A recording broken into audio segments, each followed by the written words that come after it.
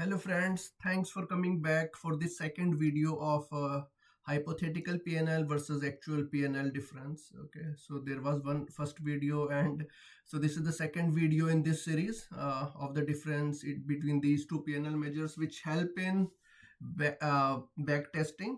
So these two PNL measures are compared against the value at risk. Okay, so we are at this slide. The last time I wanted to cover it. So actually we came from here, if you remember the four questions. Okay, so I'm covering this fourth question. Okay, and so there are valuation reserves in the company, or sorry, in the broker dealer bank, and so some are calculated daily and some are calculated monthly. Monthly are like these concentration reserves, model uncertainty, and so this monthly reserve PNL, okay, when it gets recalculated at the month end, okay, so it goes into APL only, not in the HPL.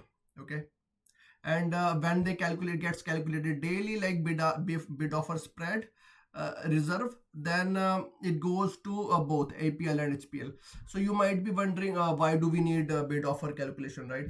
So it is because value at risk is mid calculation. So value at risk model uses midpoints. It does not uses bid offer spreads. So when we actually compare it to VAR, so sorry, PNL, so the PNL has to be adjusted for the bid offer reserve. Okay, so that's why. Yeah, so that's all. And when suppose in the month end, so this calculation happens, reserve calculation, uh, valuation reserve calculation, then it can hit the PNL for the APL only and not the HPL. And that deviation can happen between APL and HPL. So yes, we need to track why the exception happened. Okay, because the valuation happened that day and the APL deviated, and it was actually more than the value at risk for that day. So that needs to be tracked. Every exception needs tracking. And yeah, so this is one a bit of a reserve example. Okay, so for a value at risk model, the calibration happens on the mid prices, not on the bid offer. That's why we need a bid offer spread. And so this is the bid offer spread calculated on the like the bucket, like sensitivity, sorry, bucket, what is the net risk in the bucket into half the quoted spread. Okay, so you know that bid offer spread is a range and half we meet at the midpoint, right? So what is the net risk in the bucket, like PVO1, DVO1, and value like ES0, sorry, like inflation 0 IE01, right? Okay, that is your risk in the bucket. And then you so that's how we size the bucket. Okay, multiplied by half into bid ask. So yeah, so that is your driver, that spread is the driver. Okay, it will move up and down, and that will drive the valuation adjustment. And so suppose there is a net PVO1 for 10-year bucket is 80,000 per bips. Okay, at the at T close it is like 140,000. The desk added some risk. It did some intraday trading. It's a good example of intraday trading. Okay, then a half of bid ask spread is 0.2. Okay, at the T close it is 0.3. So I just wanted to show you that HPL will use this 80,000 risk only. Okay, it will not use that 140,000. But the point is that PNL, sorry, valuation reserve delta. Okay, the difference will be calculated 0.3 minus 0.2. So that's the point. For both APL and HPL, the difference comes from the first row, actually net PVO1. Okay, for HPL it will be 80,000. For APL it will be 140,000. So that's the only difference, my friend. So how is this gap coming up? Okay, yeah. So if you see for HPL, it is like 80,000 into 0.2, right? Okay, if you see, sorry, yeah. And HPL, the book is frozen, right? Okay, so 80,000 into 0.3. The bid ask spread changed. If you see, the bid ask spread was different. Yes, so for the HPL book, it is actually there is a change of minus 8k. 80,000 into 0.3. Okay, 24 minus 816. But for APL it will be different, right? They will calculate at 140,000 position. So that was the risk, actually intraday risk. Yeah, so they're calculating the intraday risk. So there is 18K difference between HPL and APL. So that's how the difference can come up, okay, because of intraday risk.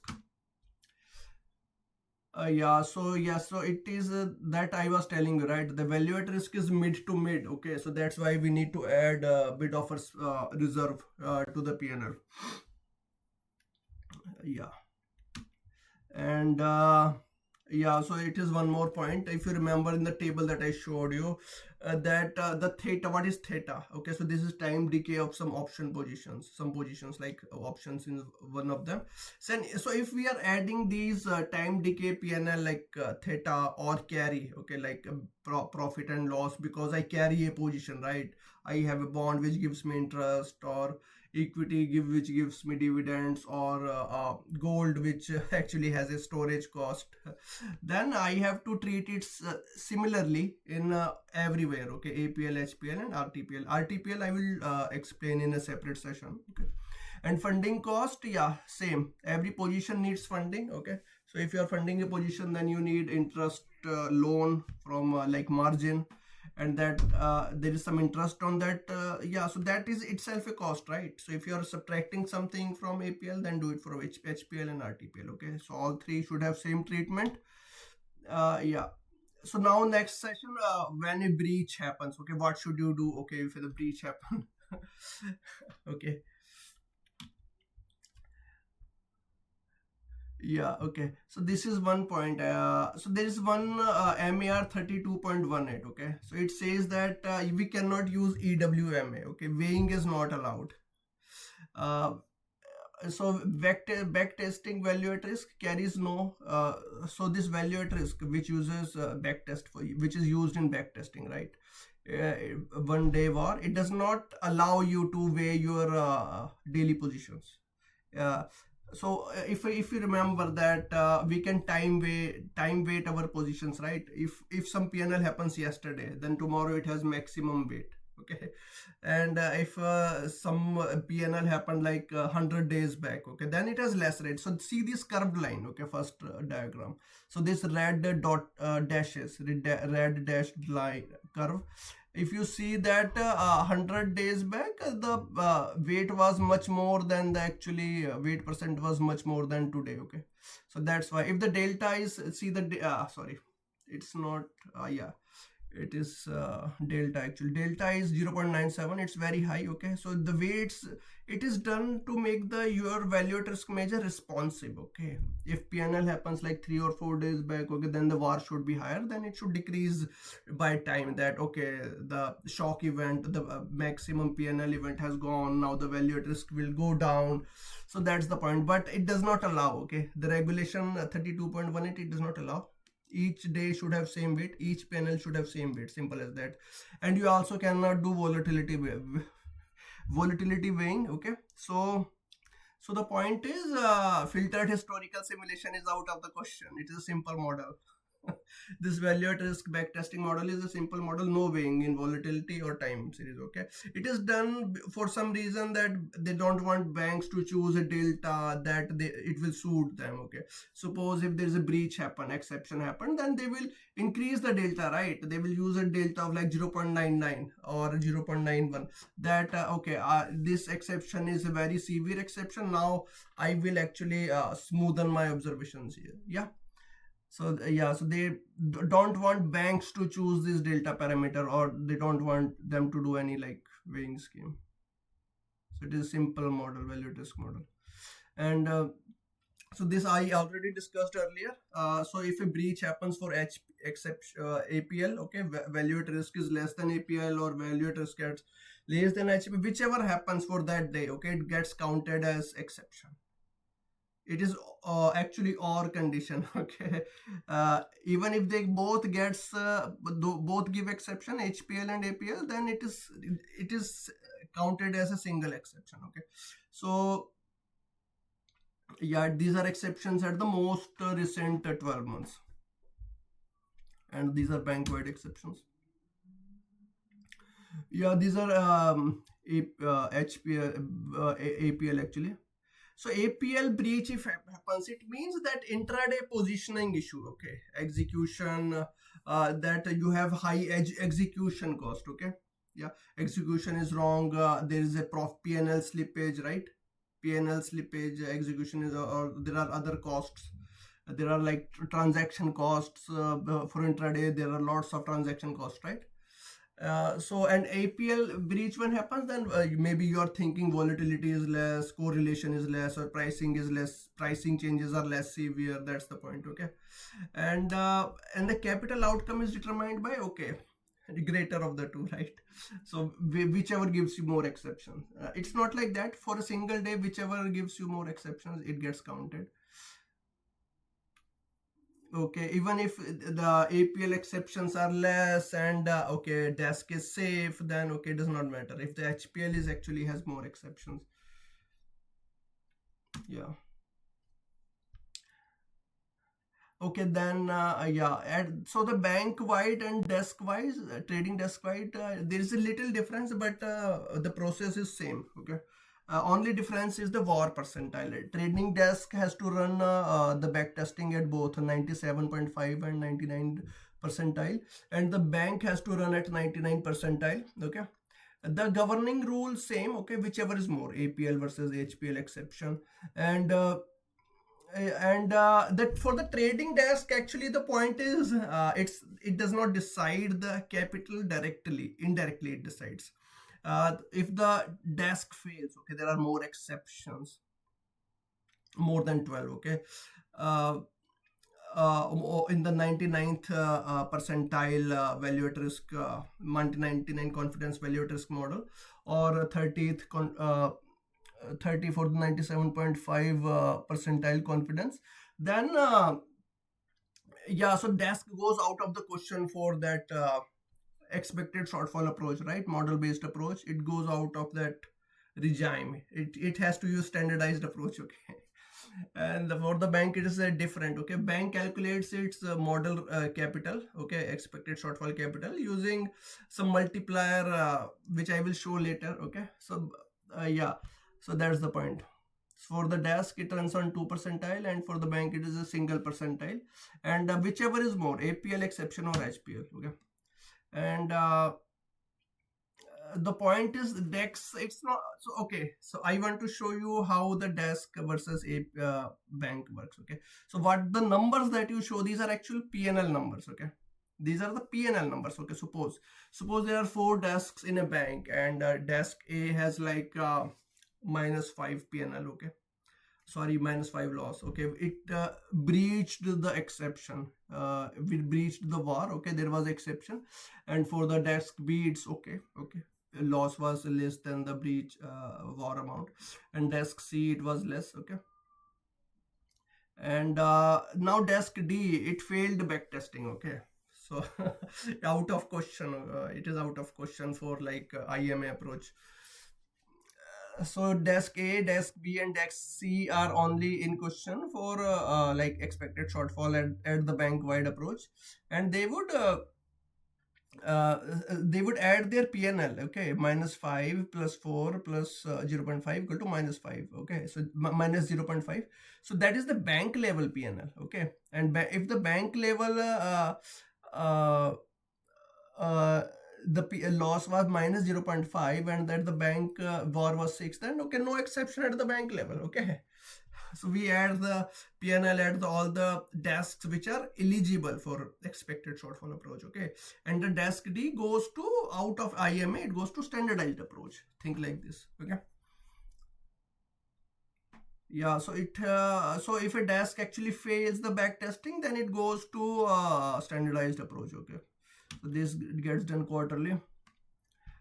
And yeah, so there's one more thing at the bank level, there's multiplier factor. If there are 4 exceptions at the 99 uh, confidence level, then the multiplier factor is 1.5, and for rest of them, trading, it is like 5 to 1.8, 1.92, and red, okay. So, and you can also, if you want to go drill down into the notes, then I have also notes in the detail, okay, which are on the right top corner. Okay, you will go to that section. Okay, let me actually show you, okay, what the document is. Okay, so these are the detailed notes on this PPT. Actually everything is in detail. If you want to a deep dive, okay, so these are also available for a deep dive. It has more details. Yeah, and one more thing.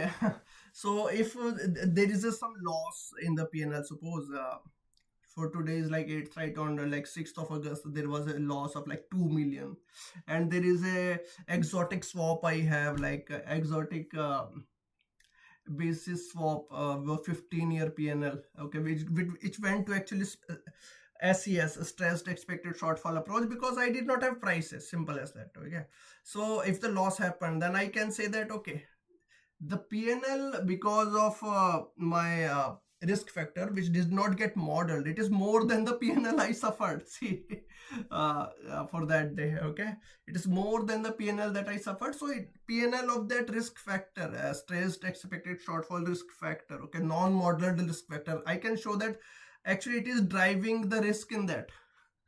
Because you see, my this RTPL, this HPL and APL, they all have those non-modelable risk factors, right? So yes, I can show them, okay, that this exceptions is caused by that. Okay, then this exception does not get counted, but a regulator needs to be kept in confidence. They have to be informed that, okay, please give me that permission to not count this exception. This is a relief, actually. Yeah, it but me beat the full loss, okay, not the loss over value at risk. That's the point.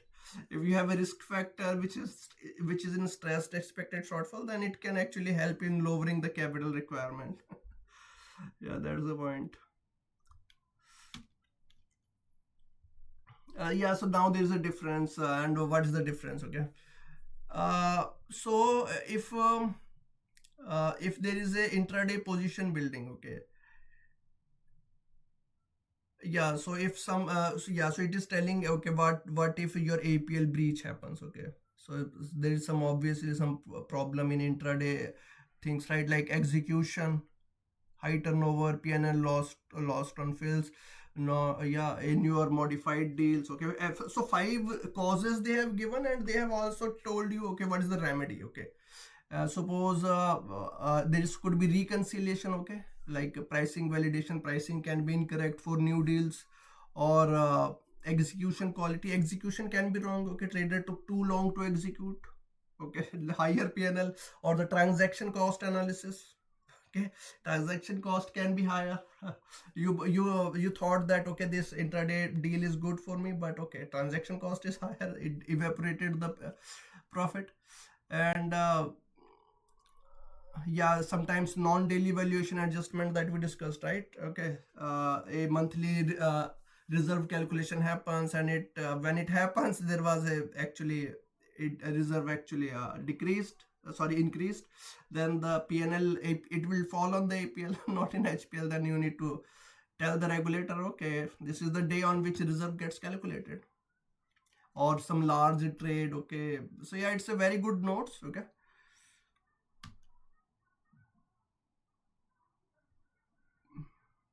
yeah. Yeah, so yeah, you can go through it. Okay, yeah, so these are some misconceptions actually, that APL includes fees and commission. It does not. Okay, so these are, okay, so that we have already discussed. Okay, but so bid ask is added, actually reserve is added, it's required, right? Because war is a midpoint measure, and PNL has to include the bid ask, simple as that. And yes, back testing at both 99 and 97.5. And yeah, so I think we have covered, so these are omitted, actually. So risk theoretical PNL I will cover in a separate session. Yeah, it will be covered, because you see, for the PNL attribution it's important, right, where we cover the HPL and RTPL. So the HPL serves two purposes. Think like this: in the PNL attribution and in the back testing, think the single measure being used in two places. So that's why HPL is very, very important. It's very important to keep it consistent. See, the first card actually talks about that PNL attribution, right? And the second card, yeah. So actually, this is the second card I was talking about, right? Spearman correlation and Kolmogorov, yeah, that metric where you see the correlation between HPL and RTPL. Okay, so yeah, that can be covered in a separate session. Okay, and yeah, so these are some notes. Okay, yeah, I think we are done. Thank you everyone for watching this session. Have a great day.